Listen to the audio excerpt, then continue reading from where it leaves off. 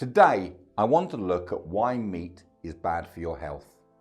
There is a great amount of evidence that is warning us of the health risks of eating meat. So today, I want to look at why meat is bad for your health. Despite evidence from the World Health Organization and their warning that eating processed meat increases the risk of cancer, many of us still don't want to know about the real dangers of meat consumption.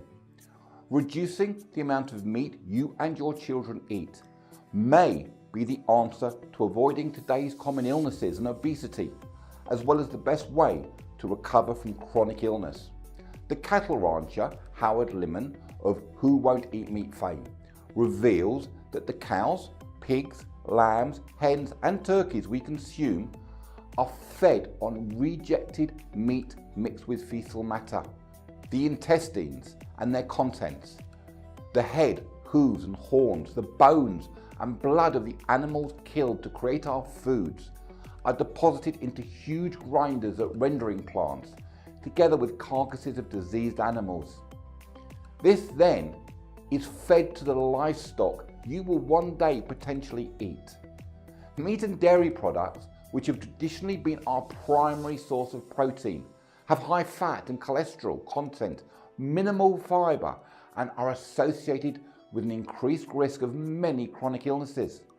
The saturated fat and cholesterol in beef, pork, dairy foods, poultry and eggs cause over 100,000 fatal heart attacks annually worldwide. Meat consumption has conclusively been linked to obesity, heart disease, cancer, diabetes and many other chronic and deadly diseases. I know it sounds like a warning on a cigarette packet, but the risks involved here are just as dangerous. Any fatty substance that is solid, like the white bits in bacon, sausages and hamburgers, butter, cheese and lard, clog up the arteries and cause obesity and heart failure. It is an undeniable fact that meat is linked to so many of our ills.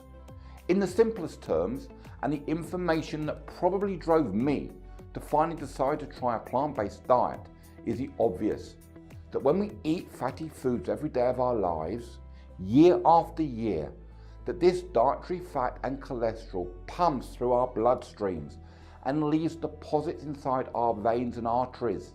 After 2, 3, 4 or more decades of this food's assault on our bodies, it's no wonder that we're too often faced with a health crisis.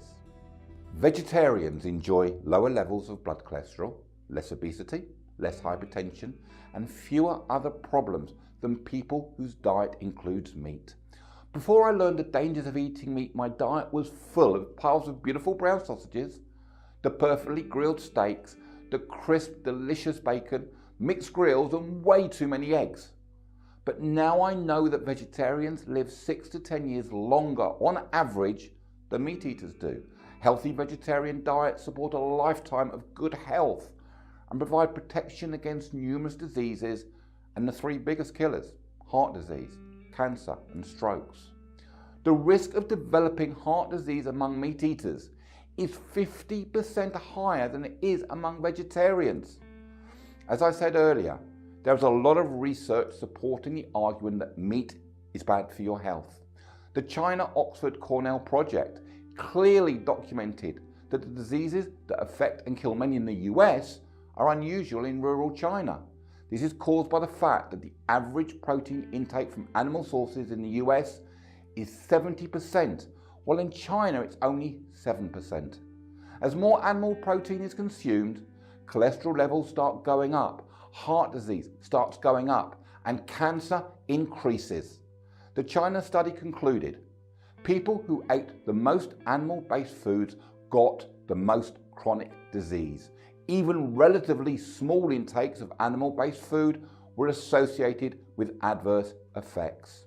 Then the Oxford vegetarian study found that meat eaters are twice as likely to die from heart disease, have a 60% greater risk of dying from cancer, and a 30% higher risk of death from other causes. A 1996 study by the US Department of Agriculture, USDA, showed that nearly 80% of your beef is contaminated with disease-causing microbes. The primary source of these bugs is feces. The Journal of the American Medical Association in 2012 stated that consumption of unprocessed and processed red meats is associated with chronic diseases and increased risk of total disease, cardiovascular disease, and cancer mortality.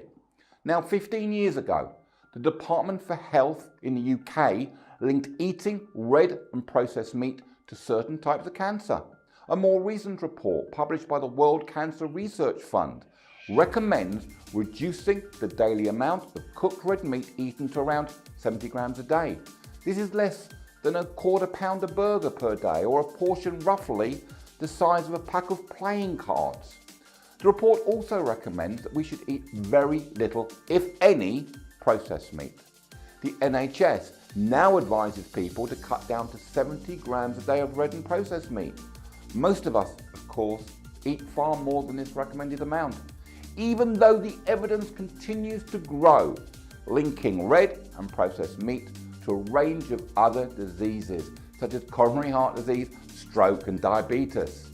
Isn't it now time you considered making the change? Being aware of the dangerous health risks of meat consumption and reducing meat consumption, or even better, going vegetarian, gives you a better chance of long-term health. Alas, it's not only the meat from animals that are potentially making us ill, but also the dairy products that come from them. So the conclusion for today is for you to be aware that if you want to get the best out of your health, and particularly if you're looking to take back your health, then a change in your diet is so necessary, and that will mean cutting out eating meat. So look, in the next article, what we're going to look at is dairy products. Now, I'd like to hear from you.